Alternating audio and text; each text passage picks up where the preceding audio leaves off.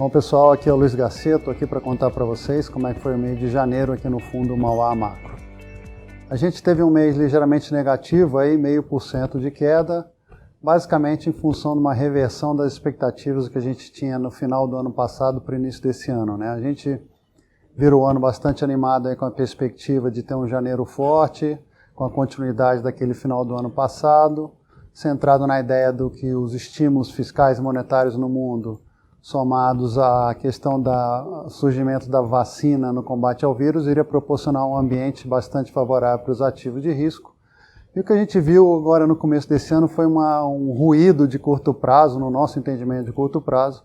vindo de dois vetores, principalmente lá de fora. O primeiro relacionado ao recrudescimento da questão da doença no hemisfério norte, né? A gente começou a ver a volta dos confinamentos, né, do lockdown, tanto na Europa quanto o risco nos Estados Unidos e alguns estados americanos, e isso daí colocou um pouco de receio nos agentes em relação à continuidade da melhora nessa luta contra o vírus. E um outro ponto também que chamou a atenção nesse começo de ano foi uma alta um pouco mais rápida do que eu imaginado nas taxas de juros dos Estados Unidos também, então teve um movimento um pouco mais forte, suscitando medos de que essa volatilidade pudesse provocar uma alta contínua do movimento de taxa de juros nos Estados Unidos, que iria atrapalhar a performance dos ativos de risco.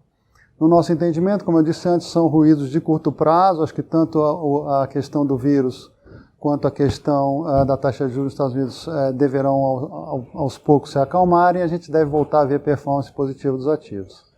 Aqui no Brasil chamou a atenção, além desses fatores externos, um fator interno relacionado à eleição no Congresso, na Câmara e no Senado, com um discurso ao longo do mês não muito favorável, pelo menos no primeiro momento, no que diz respeito à agenda de reformas e também no que diz respeito ao auxílio emergencial, eventual prorrogação do estado de calamidade. Isso daí provocou então uma volatilidade maior do que o esperado, como eu disse antes, e com isso a Bolsa teve uma performance ruim nesse primeiro mês do ano, com uma queda de 3,3%, e o dólar viu um recrudescimento, um fortalecimento no mercado internacional contra várias moedas, inclusive contra o real, em torno de 5,5%. Isso afetou diretamente as nossas posições. Como eu disse antes, acredito que isso aqui é um ruído de curto prazo, continuamos bastante confiantes na performance dos ativos daqui para o resto do ano. Isso que eu tenho para contar para vocês hoje. Obrigado.